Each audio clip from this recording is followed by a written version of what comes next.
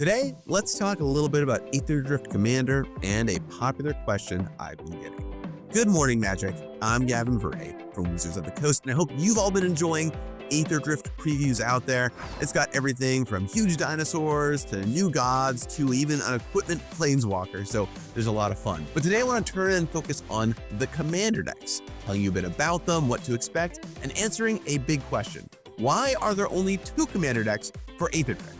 Ready for the race? Let's dig in.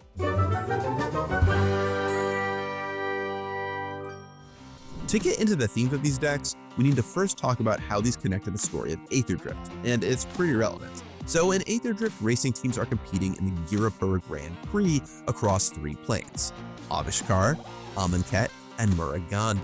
While Muruganda we've never been to before, although it has been hinted at as a Vanilla Matters world on cards like Muruganda Petroglyphs, Avishkar and Amonkhet are places we've seen before and do have mechanical elements people remember. From Avishkar, the plane formerly known as Kaladesh, its most iconic mechanic was energy. It premiered there and was memorable as something really brand new to Magic. And while it certainly showed up a couple times recently in both Fallout and Modern Horizons 3, it still is iconically originally from this world. And on Amonkhet, one very strong, memorable piece was the Egyptian-inspired world with all its mummy zombies. We saw plenty of these last time on Amonkhet and are something that comes to mind pretty fast when you think about the plane, after Nicol Bolas, of course. But with both of these mechanics, there is a problem. The footprint they take up in a set is pretty substantial. To make energy work in a set, you need a lot of energy cards, so you have a good mix of inputs and outputs. And sure, you can make some new zombies, but to make an actual zombie deck work, you need enough zombies and zombie rewards. And when you have 3 worlds to show off, not to mention story moments and all the vehicles and gear, the main set just wasn't going to have room for either of these 2 iconic themes. Enter the Commander decks.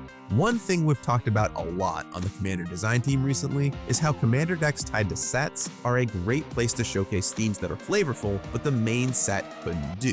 The shining example, to me, is the Party deck in Battle for Baldur's Gate Commander.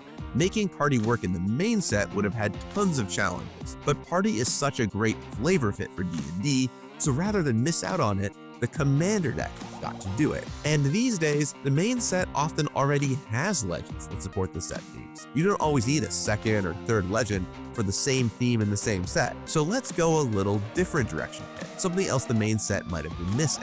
You'll see this philosophy appear other places throughout 2025's Commander decks as well.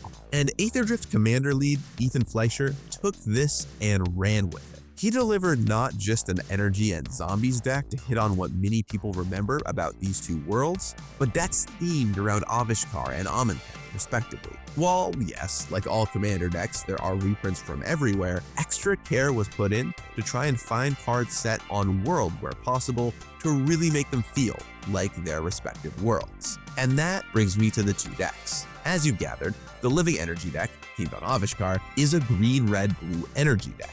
And the face card, Saheeli, has the twist that it also cares a bit about Artificers. Artificers are also a thing Avishkar is known for creatively, and was even referenced mechanically previously on cards like Era of Innovation, so it's nice to have that nod here. Saheeli also loves to copy permanents to give you energy when they enter to keep its ability going turn over turn.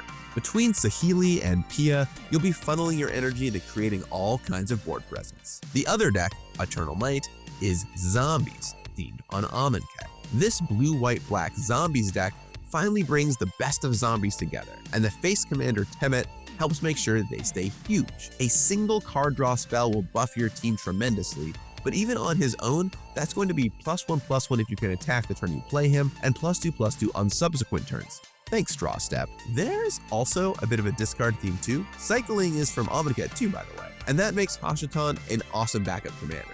There are all kinds of shenanigans you can pull with it. Now, there's a bit about the creation and what you can expect from these decks. And this time around, with 2 decks, I'm not doing my normal commander hints. I usually reserve those for the larger releases. But that does circle back to the original question. Why does Aetherdrift only have 2 decks?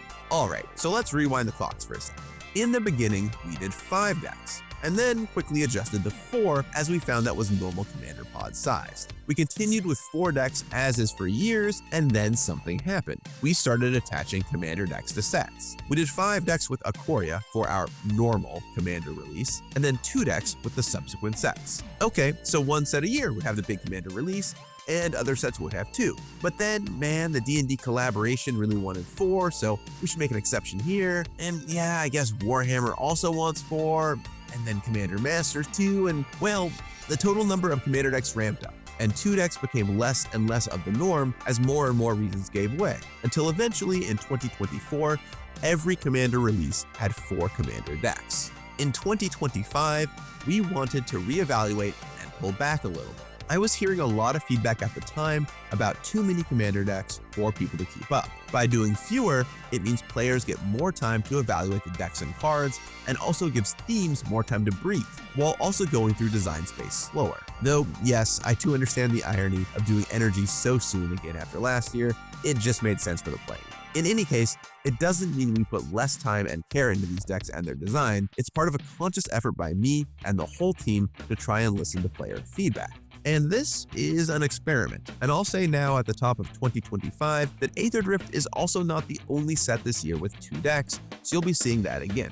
Such is the wrinkle of working far in the future. One of the other unusual wrinkles about working in the future is that recently I've heard this feedback less and less, to the point where now I'm getting questions about why only 2 decks because people wanted 4. So I'd really love to know your thoughts here and where you stand now. Do you like some of these set-tied decks being 2-deck products? Would you prefer if it was always just 4 and consistent? Do you not care and just feel like doing whatever fits the set? Your feedback here would really be helpful, as literally we are currently working on upcoming years of Commander and would love to take what you have to say into account. Hopefully, this gave you a bit of background on the decks and why there's 2 of them. I'll talk with you again soon, and until then, enjoy the Aetherdrift previews. You got this! Anyway, within the studio there are many different teams, from world building to editing to production, and I sit on the game design team. We're in charge of the abilities, mana cost, power toughness, and other things that pertain to gameplay, but not the names or flavor text or most creature types. That's on the world building and editing side. Okay,